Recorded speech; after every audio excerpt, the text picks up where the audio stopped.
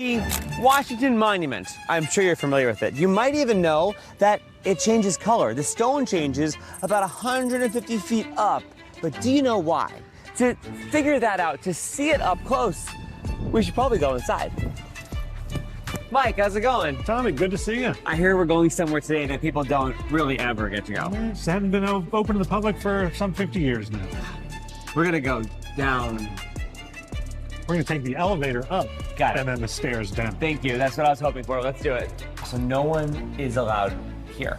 The stairs have been closed to the public since 1976. This is the area most people don't get to see. For the most part, it's back of house. It's stairs, it's mechanic rooms, but there are 193 of these commemorative stones that were donated, most of them in the 19th century. This one, for example, is from Arizona. That's petrified wood? It is 3 sections of petrified wood. Way to go, Arizona. Come from Petrified Forest National Park. And yes, Arizona, as the kids say, got the assignment. That's right.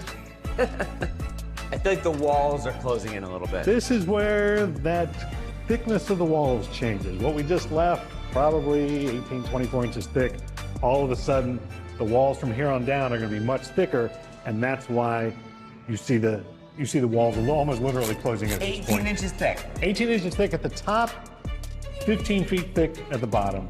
So this extra thick line of mortar is essentially the color change that you see on the outside. This is where that occurs on the inside. So a generation apart, moments in time. Literally. So everything above, nice smooth cut stone, uniform size, done by the Army Corps of Engineers. Everything below, it's just whatever size stone they had to stick in. It was cut by hand, so it's boogered. And again, the thickness of the walls. Pharma is, this little 2x2 stone that they found to stick in a hole here. And you imagine somebody laid this stone and was like, see you next week, Bob, bye, and then gets the word that, like, we're done. Lo and behold, we're out of money? And it sits incomplete for 25 years. And it's not just an office building that, they stopped building like you see from time to time. This was the nation's tribute to their preeminent founding father that sits incomplete because of lack of money and apathy for the better part of a quarter century. What would have most likely happened if a 15-foot thick monument was built up 500 and something feet? In all likelihood, the monument probably would have collapsed under its own weight, probably long before it got to nearing completion. The Army Corps of Engineers comes in here, they look around, 150 feet high, are they like, oh, we got our work cut out for us? The walls are too thick, the foundation is insufficient, and oh, by the way, the monument is also leaning quite a bit, so it needs to be made plumb before they can start. They have to find a way to shim it and make it vertical, again, with 150. The Leaning Tower of George. Leaning Tower of Washington, exactly.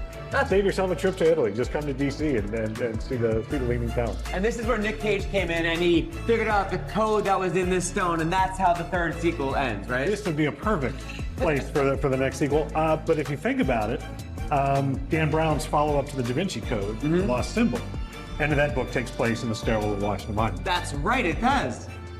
I will never look at this monument the same way again. 896 steps, you made it.